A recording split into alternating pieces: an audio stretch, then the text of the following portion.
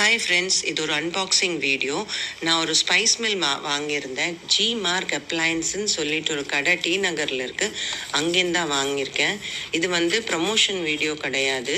இது நான் வாங்கின இதுக்கு ஒரு அன்பாக்சிங் பண்ணுறேன், அவ்வளோதான்.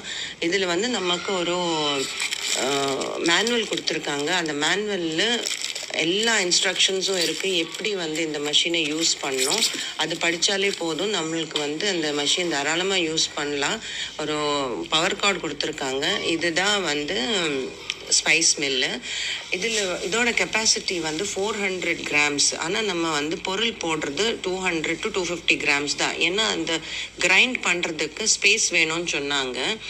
ஸோ அதனால நம்ம வந்து ரொம்ப கேர்ஃபுல்லாக 200 to 250 கிராம்ஸ் தான் பண்ணோம். இது வந்து பாருங்கள், ஒரு ஸ்க்ரூ கொடுத்துருக்காங்க.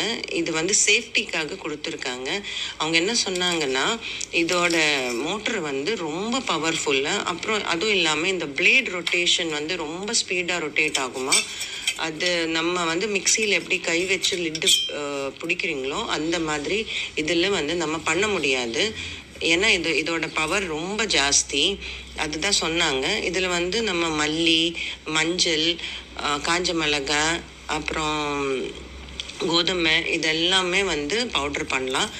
இது வந்து ட்ரை கிரைண்டிங், அதனால தான் ப்ரஷ் கொடுத்துருக்காங்க. ஏன்னா நம்ம தண்ணி வச்சு இது வாஷ் பண்ண முடியாது. கிரைண்ட் பண்ண அப்புறம் க்ளீனிங்க்கு தான் இந்த ப்ரஷ் யூஸ் பண்ணோம். எக்ஸ்ட்ரா பிளேட்ஸ் கொடுத்துருக்காங்க. ரெண்டு பிளேட்ஸ் கொடுத்துருக்காங்க. இந்த ஸ்ப்ரிங் எதுக்கு கொடுத்துருக்காங்கன்னு எனக்கு தெரியல. So no idea. அப்புறம் செல்லடை கொடுத்துருக்காங்க. இது வந்து இன்றைக்கி தான் நான் வந்து அன்பாக்சிங்கே பண்ணியிருக்கேன். நான் இது யூஸ் பண்ணல. யூஸ் பண்ணிவிட்டு இதோட எப்படி ரிசல்ட்டுன்னு நான் அடுத்த வீடியோவில் சொல்கிறேன். தேங்க்யூ.